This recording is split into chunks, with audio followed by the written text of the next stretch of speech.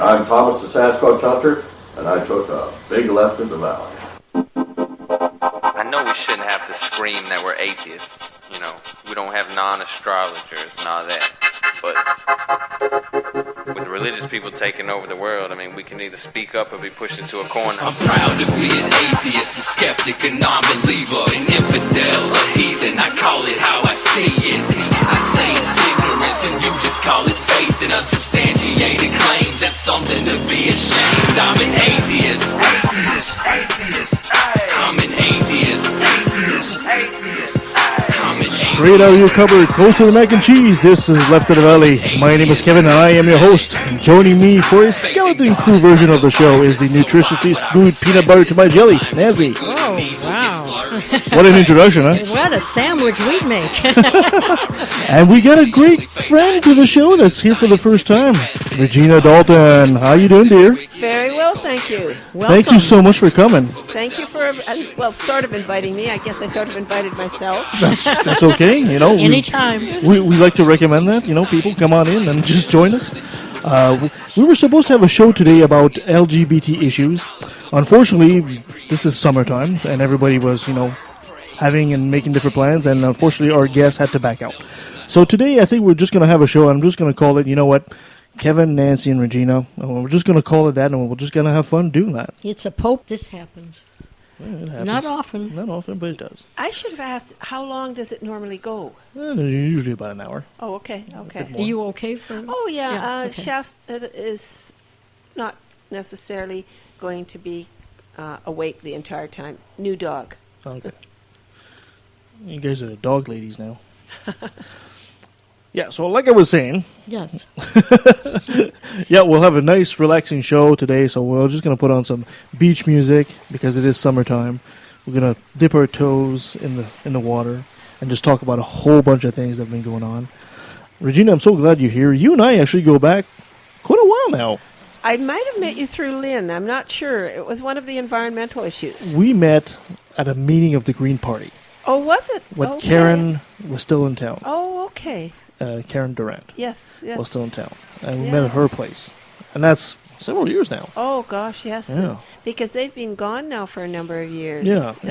I was kind of curious about what was going on, and since there was nothing going on, you know, from liberals or I'm not going to go into the conservative thing, that's for sure, or NDP, but there was this meeting about the Greens. I said, oh, I'll go check it out, and you know, met some really interesting people, including Regina here. Thank you. Oh, I thought Karen was an excellent candidate, and I learned a bit about the behind-the-scenes way of a party running, and I really hope that we can see the Greens go forward. Yeah, well, you know, it's starting to happen slowly but surely, and like I said, I truly admire the fact that you get so many letters to the editor published in this rag of a newspaper they have around here. I don't know what's your secret, but you'll have to tell me because they don't publish nearly as many as mine. Well, what I enjoy is occasionally when people tell me why they like my letters, and one retired principal had said it's because I ask the questions that need to be asked. And another situation was, interestingly enough, when I was in line to vote, and it was one of the people there that said that she felt I was informing people about things that they would have no other way of finding out. And I guess that's because I really enjoy all sorts of media. I enjoy watching the news on TV. I enjoy radio, of course. Watching the news on TV? You just age yourself. Nobody does that anymore. Well, I have got to the point where I will read a newspaper online. I always said that I'd prefer to do it with a newspaper, anything that I could drop the coffee on, but I just don't take the coffee to the computer. So any way it comes to me. In fact, it's amazing because many DVDs that are fictional still give me oodles and oodles of fun comments, at least, to use. As she says with a twinkle in her eye.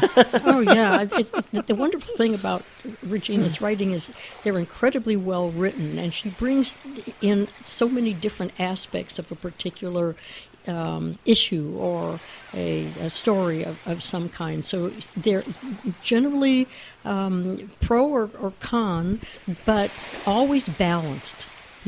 She never goes into something with just an outright point of view. They're backed up, with evidence and with why she came to that conclusion. And she also holds a lot of politicians' feet to the fire. Yes, and we need more of that. We got a lot of. If you take the socks off a lot of local politicians, you're going to find some burned toes. Let me tell you. Burned toe and lots You of bet. fungus. Thank you two, because I thought this might be difficult, but this is loads of fun getting accolades. Told you this is people come here and they're super nervous for like the first 30 seconds. I'm like, oh my god, this is radio. I said, no, relax. This is just like having a conversation between friends. We're just putting microphones in front of our mouth. That's all there is to it.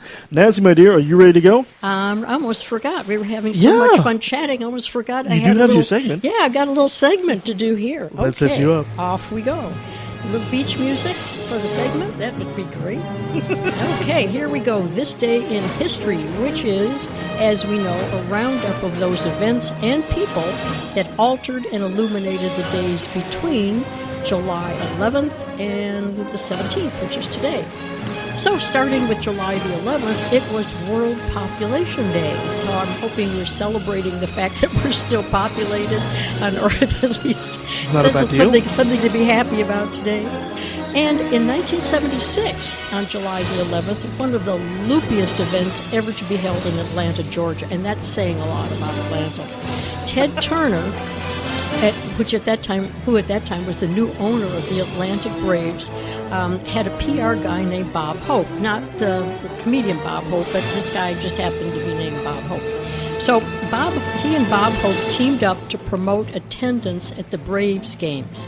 So they cooked up this event called, are you ready for this? This may go to your DVDs thinking of, really neat things.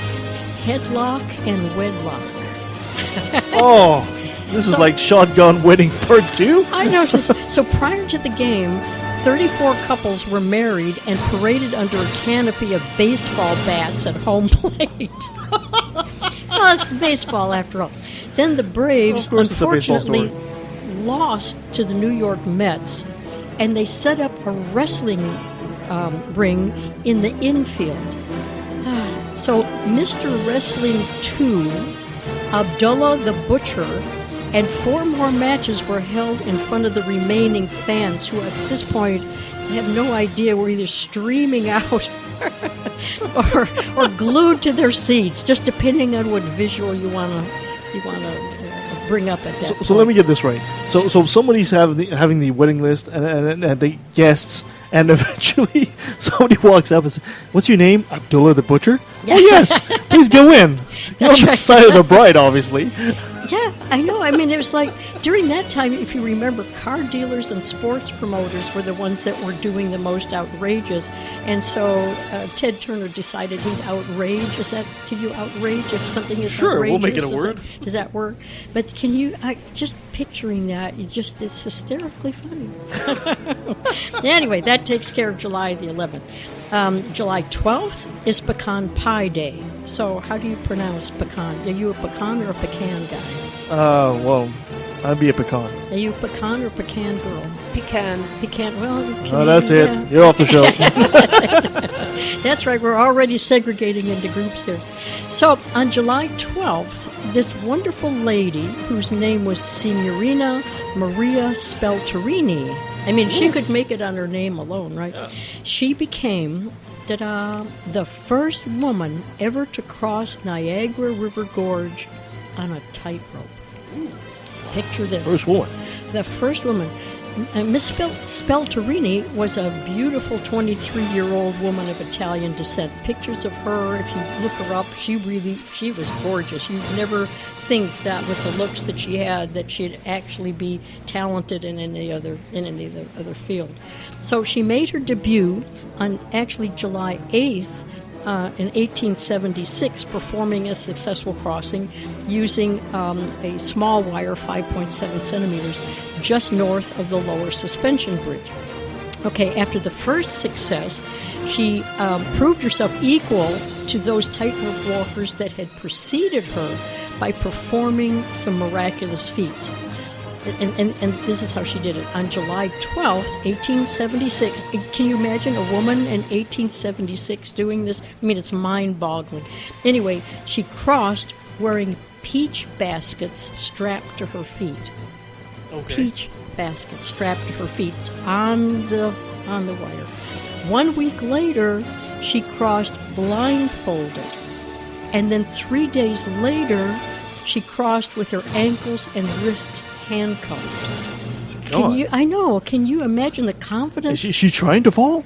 No. I don't know whether she had a self-destructive gene or Sorta wish or wonder not. myself. But she crossed a total of 5 times, the last cross being on July 26th. Then she faded into obscurity and was never heard of again.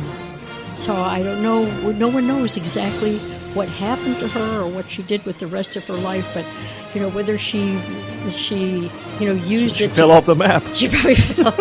And luckily, she didn't fall off the tightrope. But just incredible. I mean, I think people really need to Google and see, a little bit more about this woman. If you're just talking about it, you've got to really see what you look like. Whenever you do your segments of this day in history, I find that there's a lot of women out there that have done some pretty extraordinary things There are. and are completely forgotten from history, and that's so unfair. It is, and a lot of them, not a lot, but in a fair number, men are given credit at the work that they did because they were considered to be the assistant or not as prominent or wouldn't have gotten the awards and stuff. So I think this is an opportunity to bring that about. Anytime we can do that, I'm happy to do it. July 14th is Bastille Day, as we all remember. And in 1798, on July 14th, the U.S. Sedition Act was passed. And a lot of people don't really know the difference between sedition and treason, which is kind of interesting. So as a public service, I'm now going to give you the difference. So if anybody asks you, I mean, with the American... I always thought it just meant you're leaving on good terms or you're not. Probably so. But I think with the U.S. campaign coming up, I think the terms sedition and treason are bound to come up. So Glad to hear Texas talk about sedition again. Yeah, here we go. Sedition is overt conduct such as speech and organization that tends toward insurrection against the established order, but doesn't amount to treason. Treasonous conduct consists of levying war against the United States or of adhering to its enemies, giving them aid and comfort. So that's the big difference. They're both active, but one is giving aid to the enemy, and the other one is leading you toward warfare. Interesting. Yeah, it is interesting because I think people use those terms interchangeably. I hear people saying, well, that's a treasonous act. Well, it wasn't. It was seditious. But now we know the difference. July 15th is an interesting holiday, and I am absolutely going to mess this up, but in Kiribati, it's Elderly Men's Day, which I think is great. Who knew? Yeah, There was an why not? Elderly Men's Day. It's one of those days that you cannot step on any lawns. There you go. Get off my lawn! That's right. In July 15th, 1834, the Spanish Inquisition was officially disbanded after 356 years. Many, many lives. And many lives, right. The Tribunal of the Holy Office of the Inquisition, commonly known as the Spanish Inquisition, was established in 1480 by the Catholic monarchs of Ferdinand II of Aragon and Isabella of Castile, but then it took 356 years later to get it finally wiped off and the activity actually off the books. That's a long run. Yeah, too long of a run. Way too long. Yeah. July 16th is National Snake Day.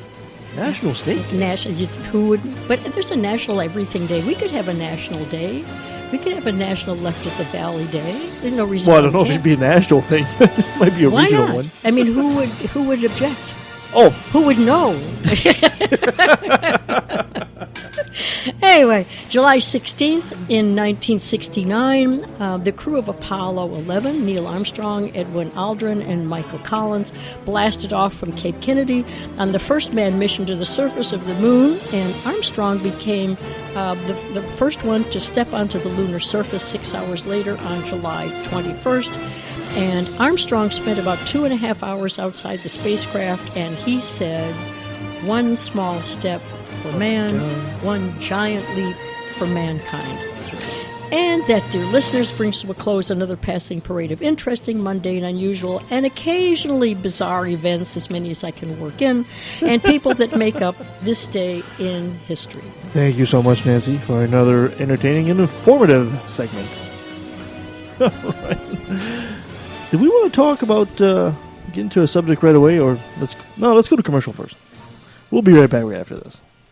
What is secular humanism? Critical thinking. Knowledge is freedom. Freedom from ignorance and its offspring, fear.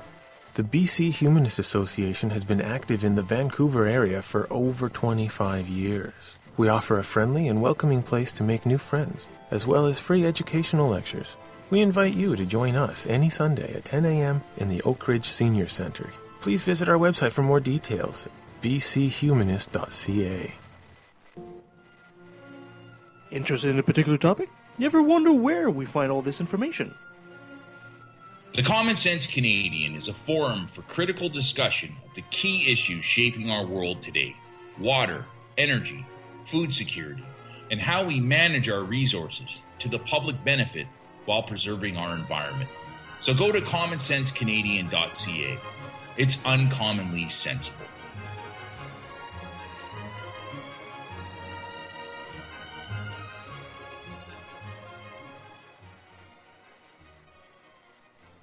Tired of being misunderstood or misrepresented? As a public service, the crew from Left at the Valley proudly presents Know Your Fallacies with Mark Cunningham. Good evening.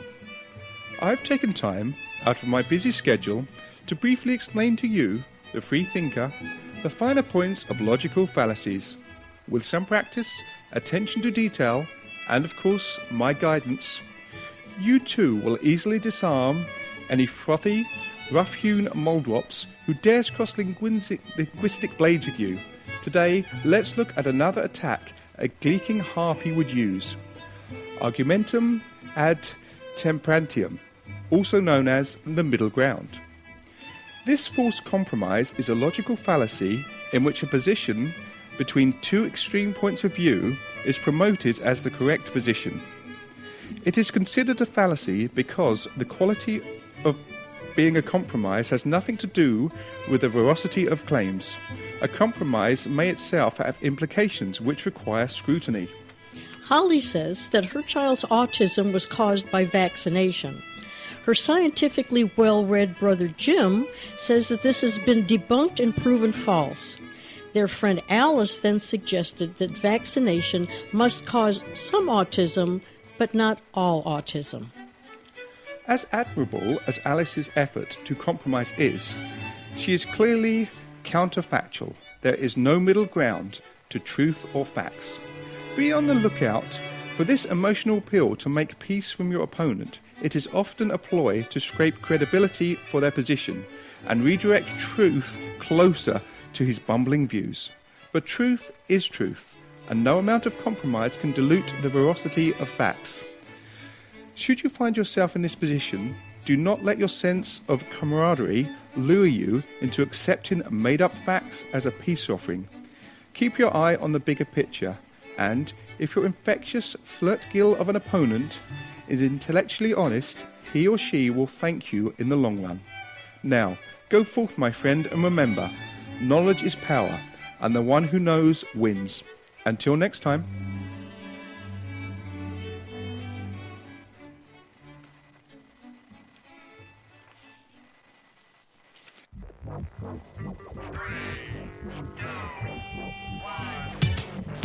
Hi, I'm the Supreme Irreverend Dr. Randy Tyson from the Legion of Reason Diversion.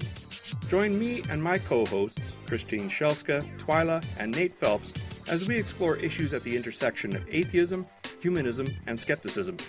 Topics range from alternative medicine to the interference of religion in public policy. We often have special guests to help us understand the topic du jour. Previous guests include biologist Jerry Coyne, ex-Muslim author Ali Rizvi, philosopher Peter Boghossian, and the late physicist Victor Stanger. You can watch us on the Legion of Reason YouTube channel or subscribe to the audio version through your favorite podcatchers such as iTunes or Stitcher. And don't forget to like the Legion of Reason Facebook page.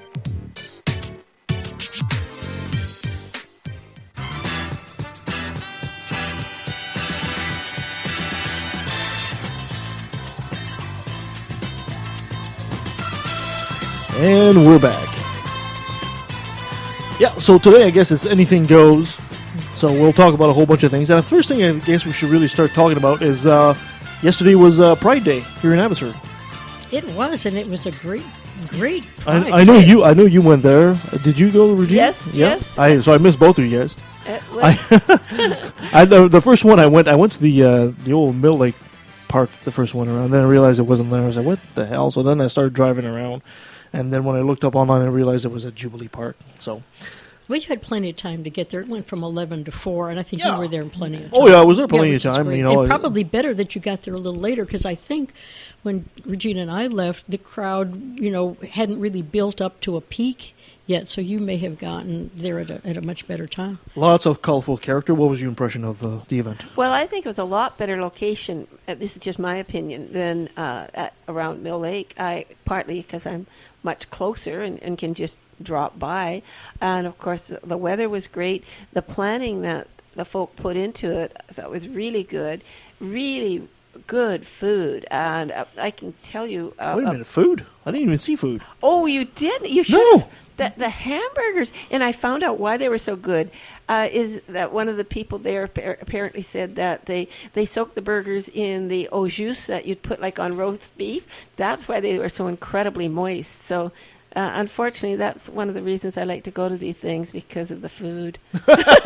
This girl can chow down at an event, let me tell you. Yeah, they had a lemonade stand, and they had the hamburgers and smokies and. Oh, gee, I must have went on the wrong side, because I saw a couple of little businesses and advocacy groups and all that. This was to the right of the stage, the main stage. You were at the left, probably. I was on the left. Yeah, that's right. That's right. Oh, okay. Well, it seemed to be a nice little event, and of course I had fun, because I got there, arrived on my bike and all that, and everything was fine.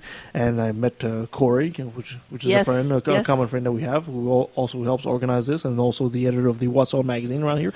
And then I spotted my quote-unquote prey.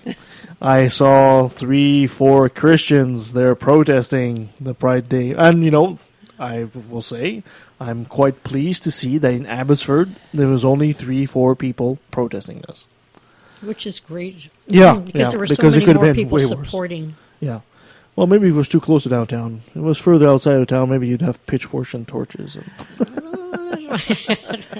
Possible, but I have a feeling, I don't know this for sure, I'm just going by the seat of my pants, but I think the protests are going to get less and less every year as the event becomes more a regular part of the community, because now the city puts it on its official calendar. They may not fly the flag, but they do put it as a part of the official community events, which I think gives it a credibility and legitimacy that maybe people have been looking for. The audience might not understand that comment you made about flying the flag, because of course some of our listeners are from around here, but some of our listeners are in the States and other parts of the world. You might want to elaborate.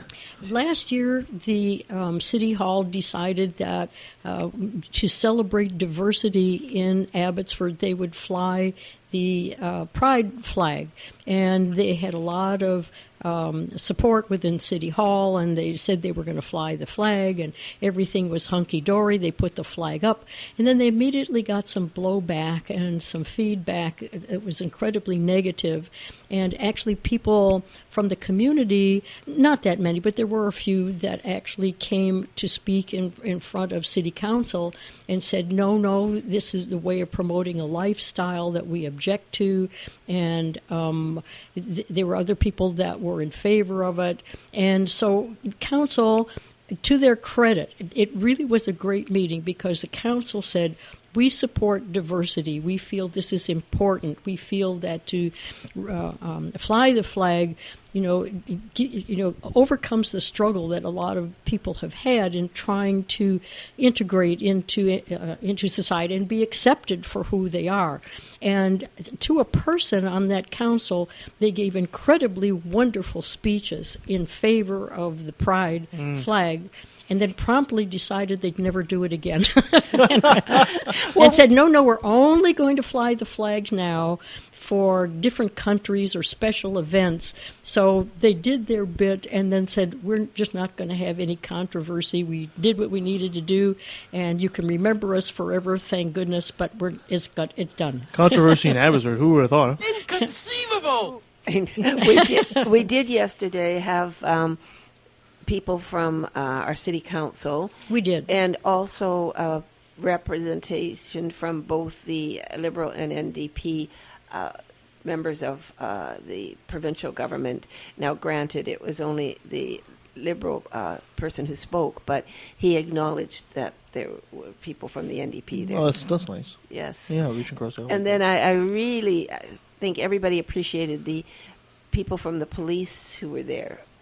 So that was with their pride ties. Yeah, the ties. They were the bow ties. the bow ties. They had the rainbow-colored bow ties, and I saw that. We've come a long yes. way in and the 4 in a years short time. Because Nancy, I'm sure you were with me. The first Pride Parade, we walked, you and I. And I remember sending a letter to the editor, one of the few letters they actually published, and I said, it was congratulations, Abbotsford, for joining the 21st century, and that sparked a lot of people writing to the editor and saying, and you sent in photos as well, as I remember. Didn't you do some photos? I don't think I sent photos. Okay. But either way, a lot of people. It was in the paper all the time for many, many weeks after that, and now the opposition to it is dying with a whimper. Last year there was maybe a bit more. This year we had 3 Christians, maybe 4 there, and next year we might not have anybody. And I think it'll be bigger again. I do believe that it's a wonderful show of support, and the fact that there's many of the youth involved in this is, I think, very positive. Yeah, absolutely. And actually, there were some Christians who were marching. Yeah. It was a very small march, but they did march. I think one of the most touching times of the event, at least the time that Regina and I were there, is that some of the youth, about 4, who were not members, but I guess they used the services, the youth services, got up and told a little bit about their life story and how disorienting their childhood has been, and the struggle of trying to identify one gender or another. And it was very, very touching to see these young people get up in front of the crowd and just bare their souls about the kind of pain that they went through until they found the group and were able to find acceptance and be accepted within themselves. And one of the young ladies, I think she was so brave. She started her talk off with, "I'm sick." And she went into how she had some mental illness and how she's been fighting this all her life. And she said, "Last year when I tried this, I ran off the stage, so we'll see how this goes." And she managed, she got through the whole thing. She was extremely brave. And she ended the speech and she said, "I'm sick, but I'm getting better." Oh, and she really a nice little personal victory. It was. That person, you could just feel everybody's heart go out to her, and she just... I'm sorry I missed that now. Well, I'm thinking, that with all the hoopla of the Pride Parade, which was wonderful, to me, that was the essence. That's why there's the Pride and Regina, please note as a witness, as soon as she said mental issues, she looked directly at me. Only to reflect myself in thine eyes, sure, my sure. friend. If you keep backing up, you'll end up in the speakers behind you. I hope so.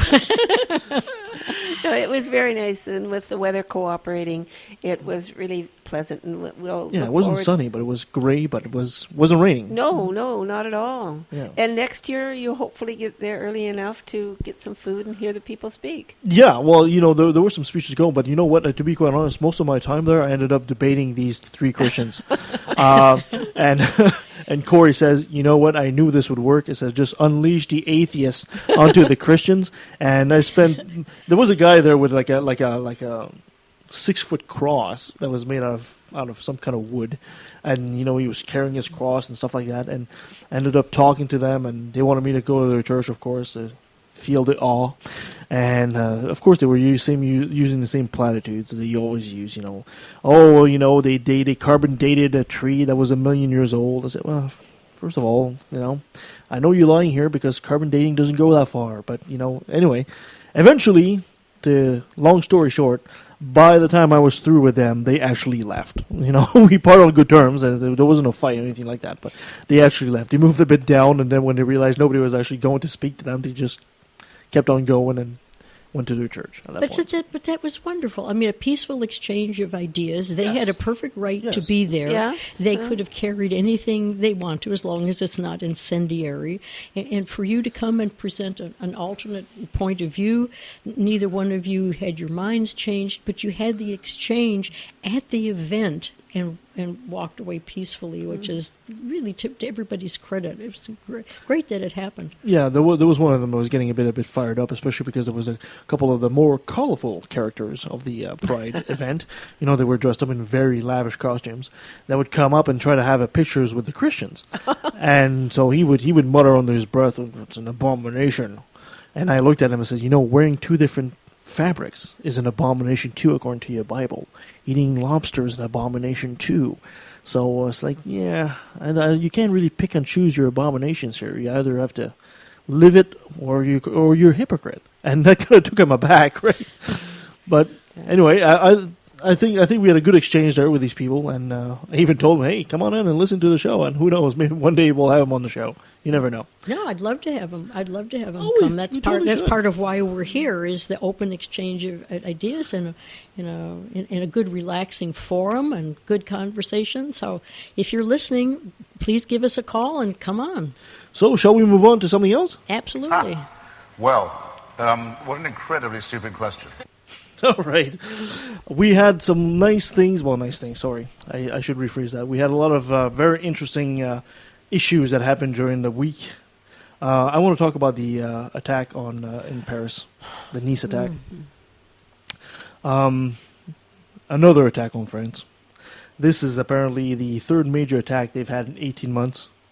The culprit, apparently named Mohamed, I'm gonna screw this up, Lahouj Bouye, I think. He's 31, from Tunisia. He drove a big truck into the crowd on La Promenade des Anglais, and before being shot by police. There was an estimated 30,000 people, because it was the La Bastille, like you just said, New Day in history there. Apparently ISIS claimed responsibility for this. Authorities are saying that when they take a look at his background, he radicalized rather quickly. Apparently there was 84 dead, including 10 kids, and 303 injured. Apparently the gentleman also had a couple of guns and grenades in the cab, which he never actually got a chance to use. There's also a report of apparently one of the civilians, while he was driving with the truck there, he kind of got the truck jammed in a spot there, and one of the civilians jumped onto the truck and tried to wrestle the steering away from him. But it could have been way worse. This is about apparently 15 attacks in France since 2012. And I have a timeline here somewhere. I'll try to find that. Do you think this kind of thing will divide France? Well, I'm not certain. I have been to France, but at the same time, it wasn't because of political reasons, and it goes back a number of years. I didn't notice any real division at that time. Now, I have... How long ago was that there? Pardon me? When was that? Many years back. It must be about 20 years ago. Okay. And it didn't appear to me that there was racial tension, but then again, I was there on a trip predominantly viewing the art. And so I wasn't looking for that. But at the same time, I do have a personal prejudice here. I believe that there are people of Islamic background that can be very peaceful, and their religion is not to do what this man did. Also, I've heard reports that apparently ISIS would have taken credit for this whether they were involved or not. Yeah. So if that is the case, I'd say that he might have been somebody who was just incredibly unbalanced. I do know that ISIS manages to use the excuse of the religion, but I don't know. In this case, they seem to have much less information, and I know it was 2 or 3 days. It took 2 or 3 days for them to say he was very quickly radicalized, and I'm not entirely certain what that means, if that means 10 minutes, 15 minutes, 2 weeks, because the initial reports were that they did not have that kind of information on this person. So I think it's horrid, but I'm not at this point going to say that it was something based in religion. That's just my prejudice. And that's pretty fine. I think you and I will disagree there, because I do think, and I agree with you, the vast majority of Muslims are not people that would be tempted to do something like that. But it is in the tenets of the religion to do. It doesn't say drive a truck onto people, but to take care of people that are not of the book or they're not necessarily Muslims. So I think some people say it's just social economic problems. There's probably some point into that too, but I think the religion gives you the excuse to do something like that. The people that are at the helm of this, and as I say, in this case, we don't even know if he was working on anybody's orders or just because he was unbalanced. But the people at the helm, they'll use anything. And I think what it comes down to, and again, in my opinion, you're looking at people who want power. Power means as many people who will follow you as at all possible, and whatever you can use, you use. So if you use religion, fine. They'll also perhaps want a sense of community, so they'll be part of a group. And again, I'm not trying to justify any of this. I'm not trying to say any of it is right, but I think it's eminently understandable why some people would act a certain way. And I also feel that there's very little doubt in my mind why some people would be at the helm of this, because once they get 100 or 500 or 5,000, or I think now the last figures are something like 45,000 for the ISIS folk. If there's even 10 or 20 or 30 at the helm, well, they have huge benefit. They say, do this, and it's done. I don't even know if it's land that they want, if it is money that they want. I understand money does flow in to their coffers. I'd say, though, power is quite separate from both money and land, and they certainly have power. If there's been some talk about forces going in and taking out this 40 or 45,000 opposing forces. I don't know. I suppose that's possible. But my guess is it'll just be like Osama bin Laden. He'll be the last person taken out. So the people at the helm of this, I don't know if it ever is anything. We're always going to have people who covet power. Oh yeah. Yeah, and I think in many ways that people who are encouraged to become radicalized don't realize that they're becoming radicalized to become cannon fodder to promote the power mentality of the people who really want to remain in charge. I mean, we see this in the Middle East, where in Palestine and other countries, you have the incredibly rich, and you have those who are forced to remain incredibly poor, so that the idea of blowing themselves up and going to heaven, or having better lives for their children, or whatever it is, they buy into that because their lives are so desperate that they're looking for anything that either might bring them or their ideas to fruition. But it doesn't occur to people who are, vulnerable, that they're the same as a gun or a cannon or a knife. They're used for the purpose to destroy, so others can achieve power. I think you're right on that. I certainly agree with you there in that. That's one thing, at least to the best of my understanding, that they can use as far as a supposed tenet of their religion, that if you become pardon me, valued suicide, then you are to gain in heaven. And I can't even comment on that except that's my understanding. However, and it gets slightly off topic, if we take a look at any other war that's ever been proposed or carried through in any time, what you're looking at is the people at the top who, and I go back to Napoleon, I suppose he went out there and he did lead the troops, but that isn't what happens anywhere now. It's you send out the people who are considered disposable, and then if I can fault what was happening here in Canada, you justify sending people into the most incredible situations, and then when they come back and they're in need of any mental or emotional or physical support, we buy them off with pennies. And to me, that is horrendous. So I know I'm way off topic now, but we do it in our own culture. Yeah. So it certainly isn't something that's unique to Islam. No, I think you're right, and I think that the whole disposable people thing you say there, the disposable soldier, I think you're bang on that. But what scares me about the whole religious aspect of it is if you have a person that's grasping for power, a tyrant, there are some things you can do, and then there are some things that if you were, I don't know. Let's say me, for example. Let's say I'm a really bad guy. I end up doing some coup. I'm at the head of a country. Then I start just eliminating people. I'm really I'm a scumbag as far as the rest of the world is concerned. But if I start using the idea that I'm doing this because my God told me so, I have an excuse all of a sudden. I'm not. People almost give me the benefit of a doubt at this point.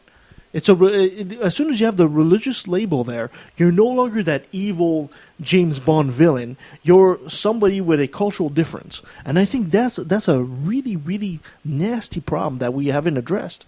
Yeah, I think so. I remember last year, our listeners may or may not have tuned in when our friend Jim came and explained, how things in the Middle East, developed, how Islam and ISIS and ISIL, and I think his view. Correct me on this because I've started the sentence and you're going to have to help me finish it.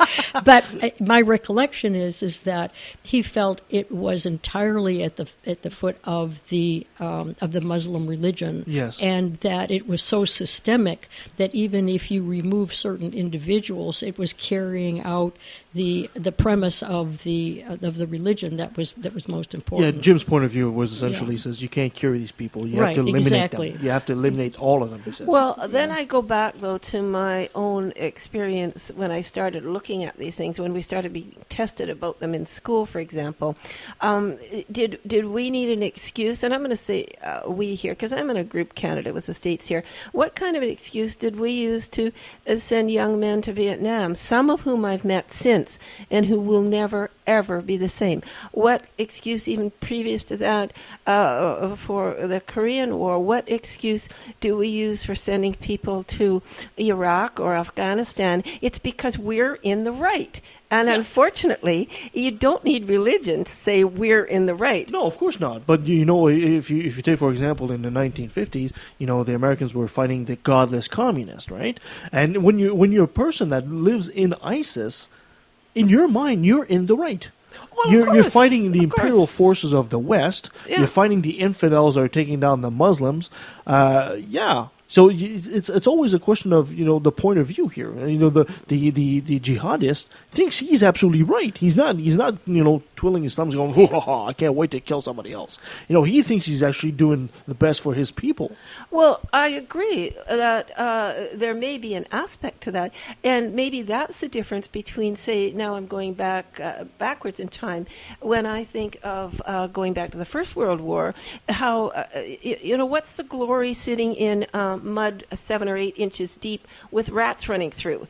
Again, it's not that those people there feel that they wanted to be there, but the people that sent them there certainly wanted them there. Or you go into the Second World War, sure, I guess it'd be nice if you learned how to fly some of these incredible machines, but you weren't always in the air for long because that was it. There's a certain, I don't know if there's an element in people generally, I'm not just going to say men here, but people generally that are at all interested in doing that, but I'm going to go back to the people who are sending them out. And I'm not saying that all the people that are under ISIS would be willing to be a suicide bomber. I think they'd be much more interested, using the guns that they're able to buy and standing behind those guns. Yeah. That's what they've always said. War is about old men sending young men to fight for property. Exactly. Old men who think they're right, because it always comes down to we're either right or we want more power, and usually a combination of the two. I mean, you've got two kinds of wars. You have the war where people are right and want more power, and then you have a revolutionary war where people who've been oppressed, want to rise up and do away with the oppressor, or the revolution in France and the revolution in the U.S. And I can't help being a bit tense about the whole issue in Paris as well, because Paris has had a huge influx of Muslim immigrants. Yes. And, with what we're seeing lately, the whole Brexit thing, yes. The tensions in France, Donald Trump south of the border, there's a, and the attempted coup in Turkey and all that, there seems to be a huge movement of xenophobia, for lack of a better term, that's happening not just around here, like worldwide. And that to me is scary. And I don't ignore the numbers in that, even here in Canada, when I look at the people that I tend to hang out with, they're exactly like me. I mean, whether they're male or female or the same age, they're exactly like me. They've had the same backgrounds. They've had the same experiences predominantly. When I say exactly, I use that term somewhat culturally. loosely. Yeah, yes. They come from the same cultural background. So I know several people from different cultural backgrounds, but they would be considered acquaintances. So what we do is we do tend to ghettoize, and I really don't fault the people in other areas of the world who are saying there are all these people who are different. I mean, from the beginning of time, we've had this concern with the other. Yeah, tribalism. It's always been tribalism. Yes. Mm-hmm. And actually, we're quite happy even in large cities, I think, from what it appears. Sure, we'll have everybody, and then we'll enjoy all sorts of interesting foods. We're back on food again, because that's good, of different cultures, and we'll do that, or we'll enjoy even wearing the dress of different cultures, or going and watching certain productions that are connected with different cultures. But we seem to be more content if we have our own little area to live, and that we have people in their own little area. We've truly ghettoized ourselves, and yet at the same time, I see no out from that. And I don't know, as we bring more people in, I don't feel personally afraid, but then I've buffered myself. Yeah, I think the only cure to that, for lack of a better term, is simply going to be education.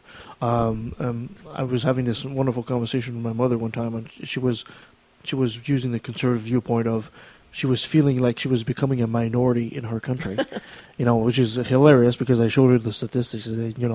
Caucasians in Canada are still by far the vast majority, by far. But I said to her, why would you feel that's a bad thing? What if you did become a minority in Canada? Are you concerned because minorities are not treated properly? And, that kind of took her aback there for half a second, and hopefully made her think. But it's exactly the sentiment that, if you're afraid of becoming a minority, you got to ask yourself why. Yes. Exactly. You're just triggered a memory of mine in my family. My get a point mother, for that. Yeah, my mother and father raised me to be a very thoughtful, considerate, kind person who would embrace different religions and different ethnic groups as my own. They gave me a wonderful liberal background. Now, let's take that in context. I lived in a middle-class white neighborhood, and the only other people who ever came into this neighborhood were the black maids or the black people who were serving in different restaurants and so forth. Nevertheless, I was taught you treat everybody equally, and that's the way society is. And I believed it. It was my mother. It was my father. There was no question. Moving forward, when I got into college, I happened to have this wonderful friend of mine who was black, although she was an albino black. She was black, and her boyfriend was black. And I just loved them. And we got along. We did a lot of things together. And I said, oh, you got to come home and meet my parents. They've raised me to be so liberal. It'll be just wonderful. And so I told my parents, I'm coming. We're going to come and visit.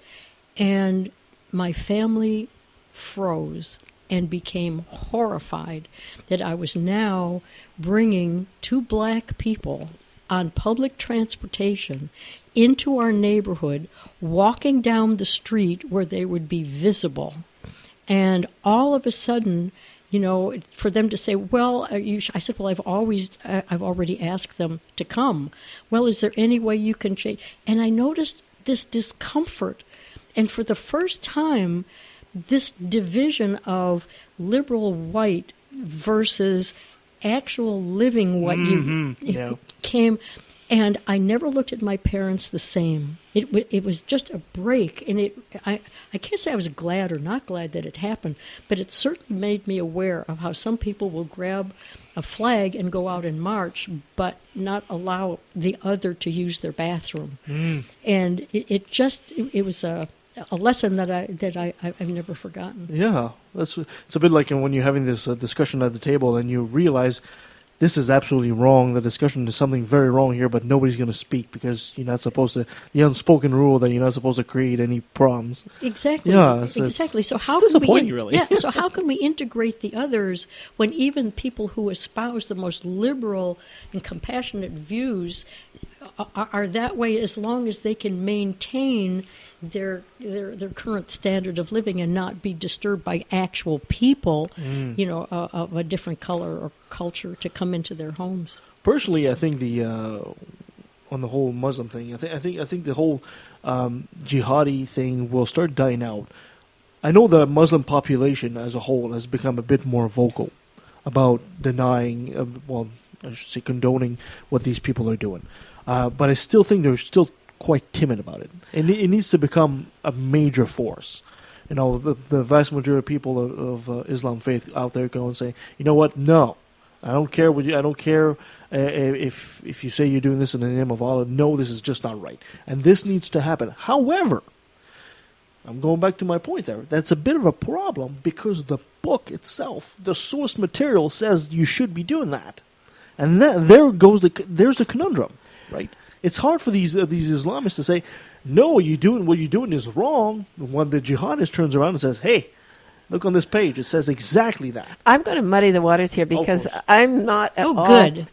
a student of the Quran, but I have sat in on a few lectures, and there's one argument that's taken that when you're reading that, those particular verses are directed to exactly what's happening at that point in time in history. So if that is possibly the case, and I have no reason to have to justify that. As you know, I'm a Christian, and I can't justify... That's not your fault, dear. I can't justify much of what I would read in the Bible, and I don't think I'm expected to. But certain things I believe in the Quran are talking about precisely what's happening then. And that's at least my understanding from what's come my way. Yeah, and that's a typical apologist that you'll see, right? But the problem is in the mind of the jihadists, this is the word of God. It's forever, right? It's not like there's no context in the mind of the jihadists.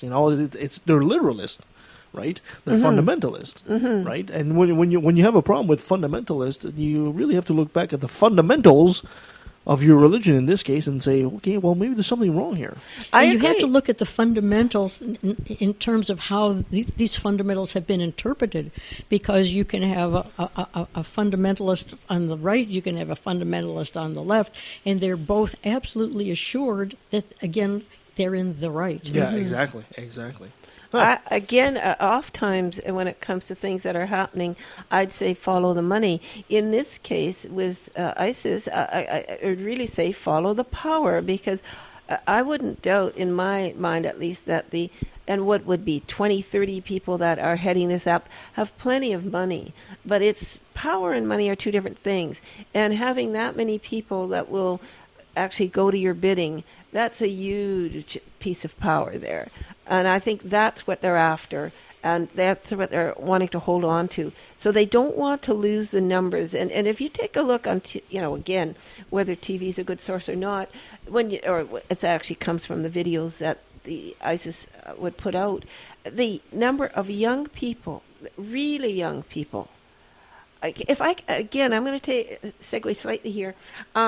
It was a story I was told, and I've heard it in different ways more than once, but the idea of, if you take a look at what happened back in Nazi Germany, it was very almost, innocuous to begin with, and they would have these youth groups, and in these youth groups you were to be just there for, I guess, the socializing.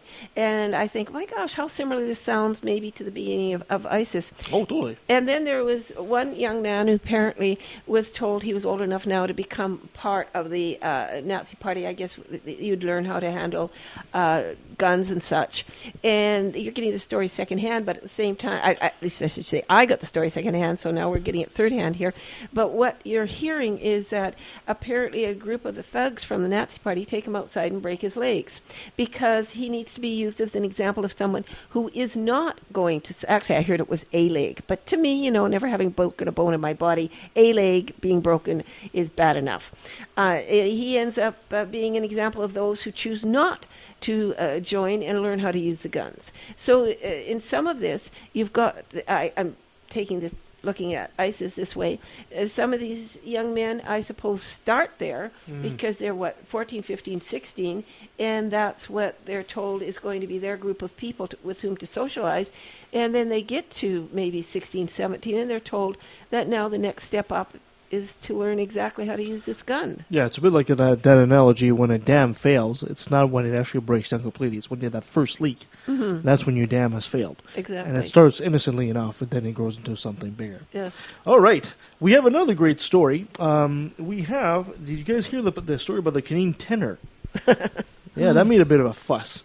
There's a Canadian tenor, his name is Remigio Pereira, and he was singing the Canadian national anthem at the Major League Baseball All-Star Game. And during the song, he changed some of the lyrics to say, "We're all brothers and sisters, all lives matter to the great." And that created a big, big fuss. It was interesting to see that, of course, on the American side, it was all the Black Lives Matter versus All Lives Matter. Here on the Canadian side, it was more like, how dare you change the lyrics of the national anthem, which was kind of funny. So apparently he's been suspended. What do you guys think about this? Well, he made his point. For whatever reason, he whether it was principle or whatever it was, he decided, and who knows whether he weighed the risks or whether he thought, whatever happened, I'm going to do this. And he didn't tell, my understanding is he didn't tell anybody, that he was going to do this. No one knew in advance. He had the little card that he pulled out, and he took a risk. He did what he felt was right, and he's going to live with the consequences. Yeah, I find it interesting because I know a lot of people when they say, especially when you're Caucasian descent, I guess, and you start thinking, well, of course all lives matter. Of course they do. But that's not the point of Black Lives Matter. It's not the point. The point of it is the systemic racism within the institution of the government. An analogy that was given to me, it's a bit like saying there's two houses. There's a green house and a red house. The red house is on fire. Then the firefighter arrives and starts spraying the greenhouse. And you say, well, what are you doing? The red house is on fire. Yeah, but all houses matter. We got to make sure that the flames from the red house don't get onto the greenhouse. All houses matter. This is the problem that the Black Lives Matter have down there. Yeah, of course, all lives matter, of course. But I think his heart was in the right place to say that all lives matter. I don't think he had any racial tendency, but it's a bit of a red herring when you use the all lives matter. I agree there. I don't think he should have done what he did, because I believe that Black Lives Matter is an important movement. And in his case, I believe he was making a political statement. That's my opinion again. And I would say, I realize you've got that little bell. Maybe, have you got anything that has a groaner to it? Because I'd almost say, though, in the long run, I really see this as a tempest in the tenor. I really don't see it as being an important issue. I wish he wouldn't have done it, but I don't think the time that was spent on radio, on TV, in the media, well, particularly Twitter, and don't get me started on Twitter, but I think it shouldn't have happened, but I think if we'd have just let it go, it might have been best. How about a group of people booing? Is that good? Sure, that would. No, I think like I said, I think his heart was in the right place there, but I think he made a choice that he spoke above his pay grade. Yes. Yeah. And I just wonder whether or not he realized that by doing this he was going to put his career in jeopardy, and decided I'm going to do it anyway. That's why I said principle. Yeah. Should he have done it? It depends on what the outcome. Yeah, it was totally a courageous move for him to do something like that. It was a courageous move, whether it was right or wrong. He did it, and we'll have to see what happens. Whether he's going to join the Black Lives Matter, what's going to happen to him at this point. I mean, that's totally off the track, but that's where my mind goes. What's going to happen to him now that he's stood for principle? How is he going to put dinner on the table? Yeah. Well, I've spoken to a lot of people that they don't quite understand this Black Lives, All Lives Matter, and I think there are some people that use the moniker All Lives Matter because they really want to shut down the whole Black Lives Matter thing. Yes. Those are the racists, the bigots, those people. The vast majority of the population that uses the All Lives Matter acronym is because they just don't understand it. Now, having lived in the South, and even though Texas likes to think of itself as more southwestern, and it is, and it's changed. It's become a lot more urbane and a lot more cosmopolitan since the 50s when I moved down there. But having been a part of that and understood, where all of this came from and where there's still some problems, I sympathize 100%. I may not agree 100% with the way they choose to be activists all of the time, but I do understand that Black lives do matter, and that should be something that propels everybody forward. Yeah, and I don't know about you guys, but I know it doesn't bother me at all that he decided to change the lyrics of the Canadian national anthem to send a political message. Some people seem to have their panties in a bunch over that. Frankly, I don't care. I mean, I really wish that we actually modify some of the... When was it? Which Olympics was it when the three Americans were standing and getting their gold medal, and one of them, who was a black guy, raised his fist in terms of black power? Oh, that was fairly recent. That was his. Yeah, it was. When was it? In the 70s. At any rate, he took a calculated risk, and I think there were two black gentlemen that had won gold. It was the gold medal, and they both raised their fist. And I think they both lost their medals because of it. Really? But I'm not. Well, I'm really reaching here, but I remember that to me, I think, was the first time I witnessed people who were prominent take that risk to express something at the moment that they're being presented with an award, for their Olympic activities, not activity, but their athletic ability. Huh, that's interesting. Was it in the 60s, 70s? Was it the 70s? I thought it was more recent than that. I am so bad with dates. That's not good. You're doing this day in history. No, I know. I just read it. I don't make it up. So I don't remember dates, unfortunately. Yeah, I think, especially with the Genome Project and with Francis Collins announcing, and I think it was 2011 when he announced, genetically speaking, racism is stupid. It really is. I mean, there's no such thing. There's no such thing as race. Science has answered the question. There is no several race. It's just a concept that we invented because we're tribal in nature. There is only one race, the human race. The other human race is long extinct. And the funny thing is genetically speaking, right? All three of us here are Caucasians. Genetically speaking, a percentage of our DNA actually comes from another race, from Neanderthals. But if you're African, especially like African from Africa, right? You're 100% Homo sapien. So when somebody says, they have racist undertones towards somebody who's black, it's like, okay, you know what? You're just incredibly ignorant at this point.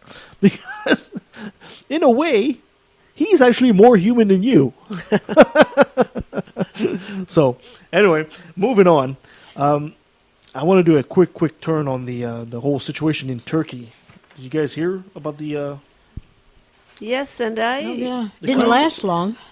No, it didn't last long. It was incredibly fast, actually. Apparently, it's this is from the Telegraph in the UK. Apparently, a former Air Force commander by the name of Akin Öztürk and two generals attempted a military coup in Turkey. They called themselves the Peace Council. And this is very interesting. They tried to overthrow the government because of Erdogan's increasing non-secular and autocratic approach in order to protect human rights. This is what they're saying. So this is kind of interesting because you want to almost root for these people. Except that they say it was, granted, it was the ruling people who have now said that they want the states to send over the cleric, that they're faulting for this. Yes. And, of course, the states will, I guess, talk to them, but the cleric is on record now as saying he knows nothing about it. Yeah. So what is going on? The president, essentially, Recep Tayyip Erdogan essentially accused a Muslim cleric to be the force behind all this. And the cleric essentially said, I have no idea what you're talking about. Are they of different backgrounds? Is one a Sunni and one a Shiite? I don't know. But what was interesting to see is the citizens' reaction to this. Themselves, they turned on the rebels really quick, which really quashed the rebellion, right? And now some of them are even asking for the death penalty for some of these rebels.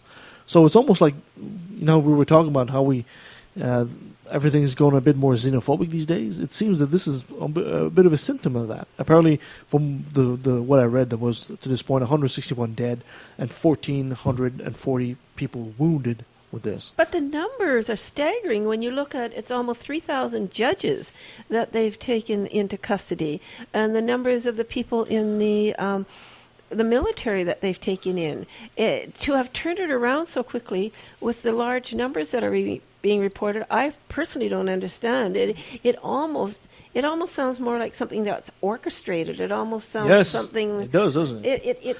It's too quick. There's a perfect opportunity for this president who was elected democratically. Now there was an attempt coup and it failed. Now he's got a chance to actually, really consolidate his power if he really wanted to. And I hear that one comment that you had read out is that he was leading his country very much to much more of a religious-based regime. Yes. And so, again, unless we're talking competition, I guess perhaps it goes back to what I said earlier, that you can use religion as an excuse, but it looks to me that you've got two people who want power, or two factions that want power. Yeah, and the army, I gather, has always been secular.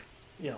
And of course the Americans have also been accused of being behind the attempted coup, I should say.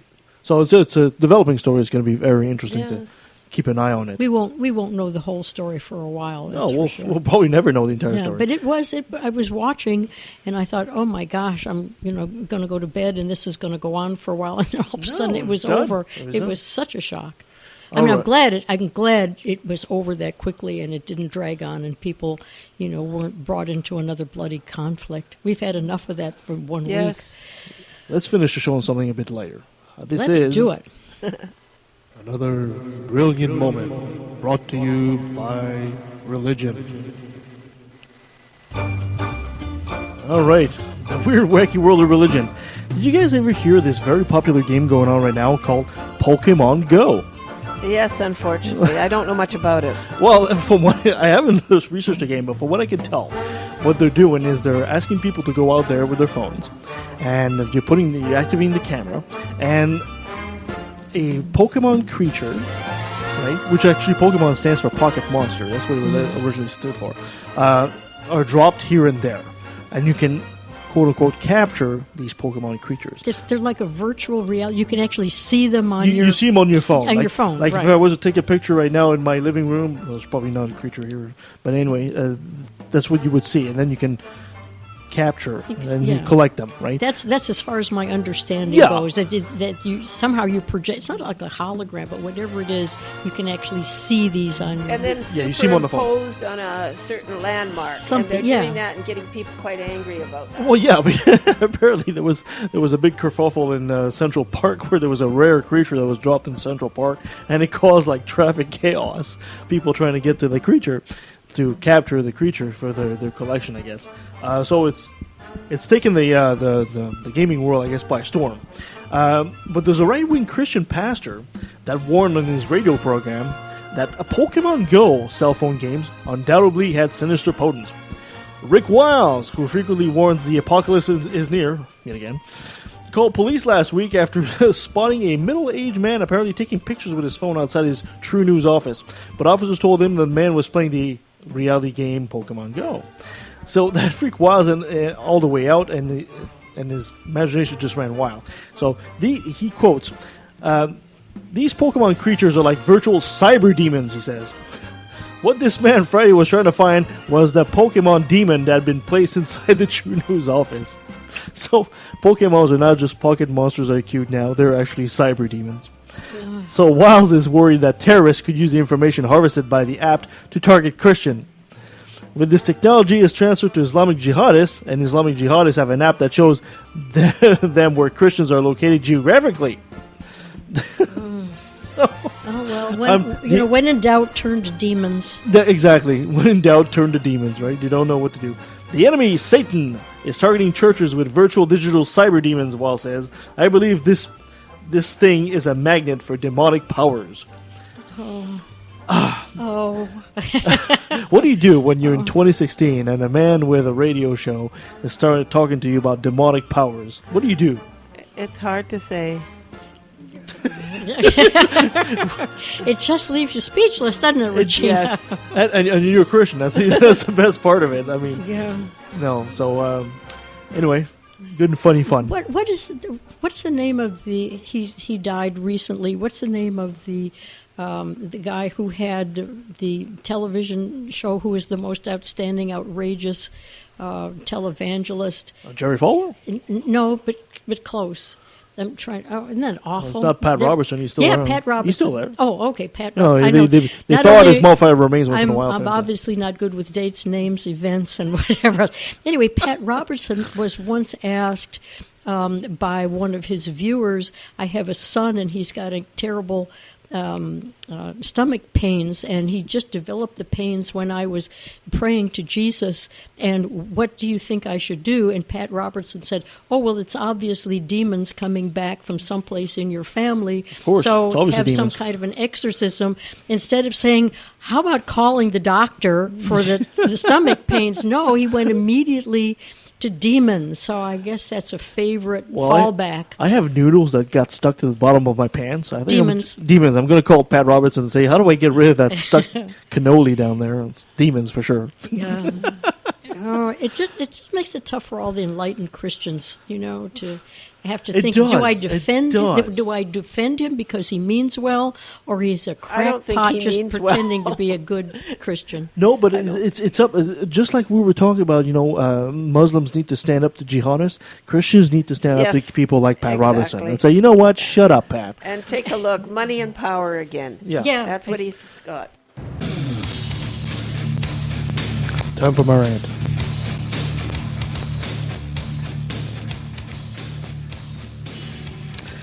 I know most of us go throughout everyday life with our usual routine without giving much thought about the future. Chances are tomorrow morning you and I will go wondering about work and if we forgot to get milk. However, in this era of instant global news and Twitter feed, it's easy to fall for the line that the world is going to a metaphorical hell in a handbasket. If you fall into that camp, let me reassure you. Now, this week we spoke about really troubling events. Whether Paris, Istanbul, or the obvious racism of our southern neighbors, it's quite natural to feel overwhelmed at the bad news and also exasperated at our another brilliant moment brought to you by religion bit. After all, we seem to have these crazy kooky stories about Bronze Age belief in the 21st century every week. Quite honestly, we could do an entire podcast with just those stories every week. Add to that the seriously disturbing international stories, and I wouldn't blame you if you felt like hitchhiking a ride on the first alien spaceship out of here. Personally, I always felt that Earth was the Alabama of the universe, and that's why there's been no contact. Don't even stop there for fuel, Zork. These humans are nuts and completely obsessed with anal probing. I suppose you want to probe me. Well, might as well get it over with. Stop. We have reached the limits of what rectal probing can teach us. Here's the part where you realize that being a skeptic is almost life-saving. Simply as a student of history, you would quickly realize that 100 years ago, you never would have heard of the Turkey Rebellion. Might have heard about Paris, and life as usual is in the U.S. Technology, especially in the media, has shrunk the planet. Reality is that we've always had these horrendous events in our history. How many Europeans do you think heard about the burning of the Library of Alexandria? How many Indians heard about the fall of Rome? And if you read the very good book from Steve Pinker, Better Angels of Our Nature, stats show that we are living at a more peaceful, less crime era in our history. So don't let these events and stories bring you down. These are the good old days. The reason why a show like this still exposes these stories is to remind you that although we've come a long way, we still have a long road ahead of us.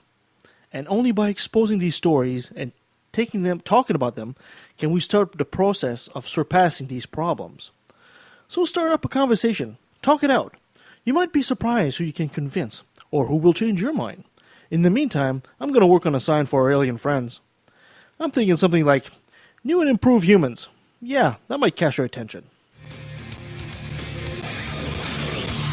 And that takes us to the end of our show. Had a great show this week. It makes life tough for all the good people. Yeah, exactly. Thank you so much, ladies. That was a great show. Thank you so much for coming. Coming up next week, we'll have finally that interview with Michael Shermer that I've been promising for quite a while now. That should be fun. I'm not going to believe it till I hear it. You've been promising. This is like the carrot at the That's end right, of the I've just been stick. dangling that carrot for a while Michael now. Sherman. Okay. I will also have Eli Bosnick of God Awful Movies and The Scathing Atheist. I can't wait for that. Very, very funny man. And it's not going to be rated PG, I can guarantee that. You can follow us on leftatthevalley.com. You can send us an email, leftatvalley@outlook.com. Follow us on Facebook, on Twitter. Get a hold of us. Tell us how much we suck or how much you love us. Doesn't matter.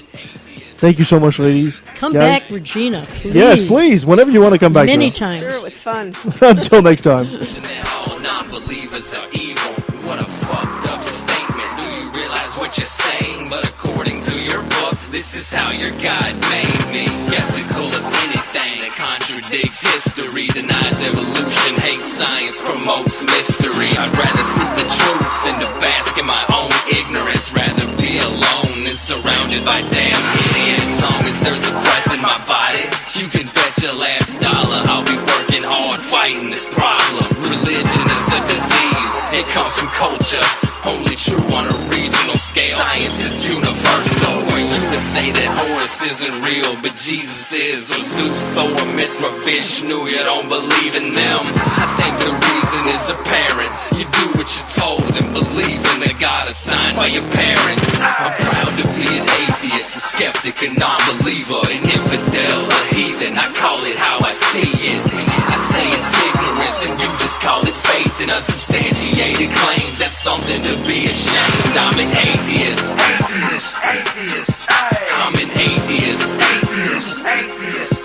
I'm an atheist. Now let me take a sec, don't mean to sound so hateful, but I swear to God, pun intended, I find it disgraceful that thousands of children are raped by priests, and since they're holy men of God, they get away scot-free. And the Pope does his very best to keep it on the hush. Don't wanna affect business, he loves money too much. We know that they love the kids, but how the fuck can we protect them while they planning to molest them? We teaching them to respect them. Fuck that. The system is broke down, working backwards, and the only action or tactic I plan to practice now is to attack them. The parties have got bloodstained. Millions of murders by believers, and they're all in God's name. And let me take a sec, don't mean to sound so hateful, but I swear to God, pun intended, I find it disgraceful that many atheists are told to be quiet. You're not alone, speak your mind, time to let it be known. I'm proud to be an atheist, a skeptic, a non-believer, an infidel, a heathen, I call it how I see it. I say it's ignorance and you just call it faith, and unsubstantiated claims, that's something to be ashamed. I'm an atheist. I'm an atheist.